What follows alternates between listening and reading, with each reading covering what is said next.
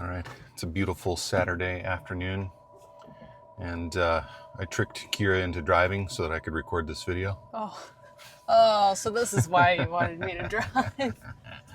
We're heading to Walmart to get some buns and some chips and some beans and some potato salad because we're gonna grill some hot dogs. It's beautiful here today. It's like, well, let's see, it's 69 right now. 69 on February 7th, which is pretty awesome if you ask me. I do enjoy the mild winters here. So anyway, I've been giving each of the kids an opportunity to ask me a question. It could be about my childhood or about some point earlier in my life. So kind of putting you on the spot a little bit.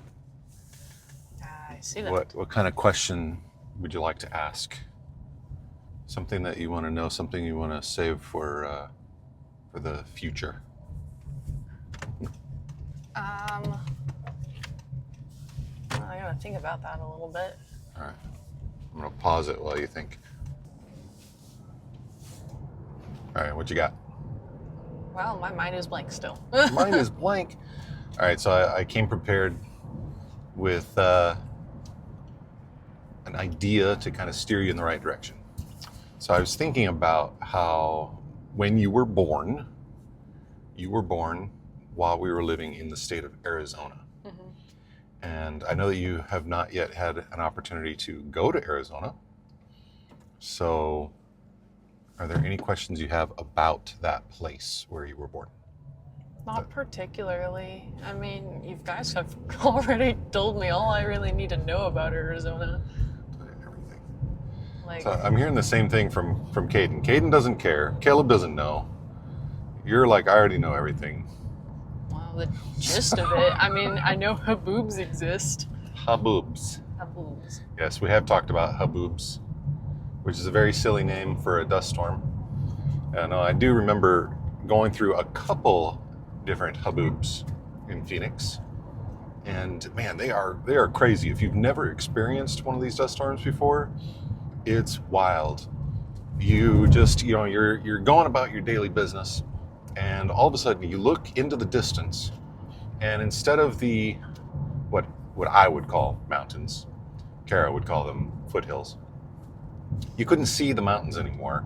All of a sudden it was this just billowing cloud of orange and tan dust, and it just was this wall that was coming towards you.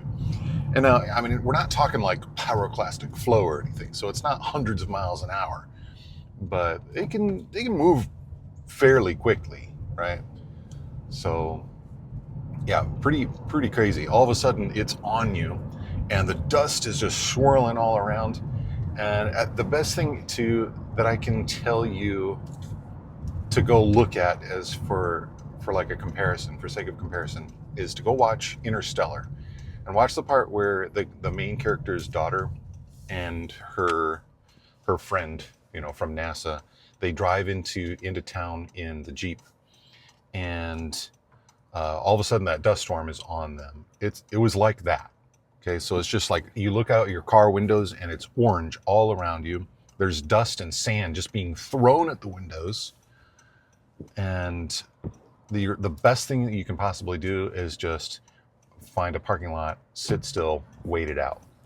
You do not want to be driving around in it, because it's the desert equivalent to a blizzard or a big snowstorm, right? Mm-hmm.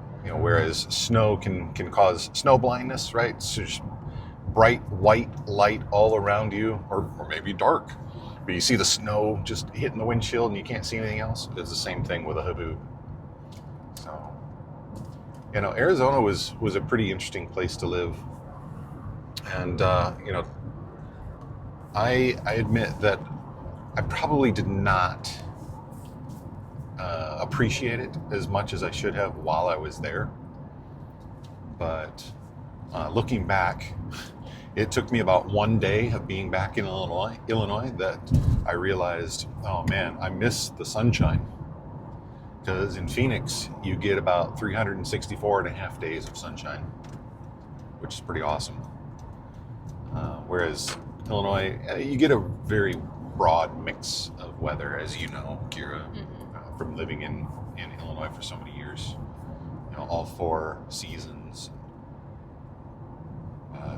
But yeah, Arizona, there was 2 seasons, hot and hotter. And with haboobs. Yes. Would you visit again? Arizona? Oh, absolutely. I would love to go back. Yeah, actually, you know, looking back on it, it was a super interesting place to be. Because it was very large, kind of, you know, similar to how Oklahoma City is. Yeah, everything's really spread far apart. Actually, no, I take that back. I'm sorry. There were areas that were far apart, but once you were like in Phoenix, it just was like continuous city for miles and miles and miles and miles and miles. Compared to Oklahoma, everything's just so spread out. Yeah, Oklahoma City is a very large metropolitan area, but yeah, it's still, everything is quite spread apart, which contributes to why it takes so long to get anywhere around here. Horse. Oh, some horses. Cool. I don't know if you can see them. Oh, no. Probably not. Too blurry.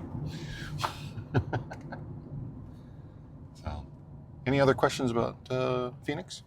Not particular. I mean, well, how hot did it get there? Like How during hot did it get? during July and August. July That's like is- peak summer. Yeah, I think the hottest I ever remember it getting was about 115, Ooh. which is pretty hot. It can get hotter. I want to say 118, 120, but I think in the 3 years that I was there, the hottest that I remember it being was 115. I suppose I could look that up to verify. But yeah, no, it was pretty hot. We joked about being able to bake cookies on a cookie sheet on the dash of your car, or, you know, break an egg on asphalt and having the egg, you know, being able to fry an egg on the street, that sort of thing. So yeah, it was a pretty hot place. So I'm sure there's lots of other things that we could talk about in relation to Phoenix. So maybe as inspiration strikes, we'll bring it up again. I think for now, that's all we got. We'll talk to you later.